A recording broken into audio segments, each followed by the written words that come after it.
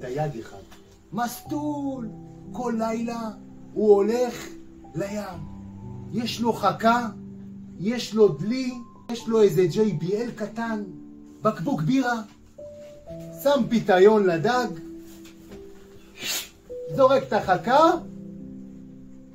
שם את החכה על הסלעים, יושב, שותה בירה, שומע לו איזה שיר טוב יווני, מבסוט על החיים, פתאום תופס לו איזה דג, שם אותו בדלי, מבסוט. ככה כל לילה. יום אחד אותו דייג שם את החכה, מכניס אותה בין הסלעים, מרגיש, יש פה איזה שקית. מכניס את היד לשקית, מוציא אותה, חושך, לא רואה כלום. מכניס את היד לזה, מרגיש שיש שם אבנים כאלה, זורק אבנים כל הלילה. שומע, אוהבת לשמוע את פלופ, פלופ, פלופ. מכניס את היד לשקית, מרגיש שזה אבן גדולה, אותו אני זורק הכי רחוק. עולה השמש. הוא תופס את השקית, אומר, טוב, מה אני אעשה בזה? תסתכל בפנים. רואה יעלום? יעלום קטן פצפון.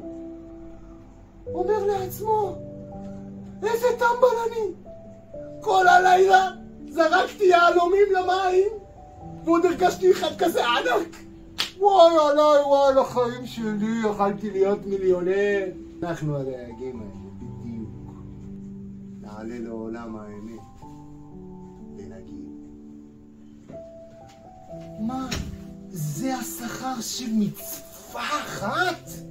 מה, כל זה בגלל ששמרתי פעם אחת שבת כהלכתה? כל זה ששמרתי ברית? איזה טיפש אני!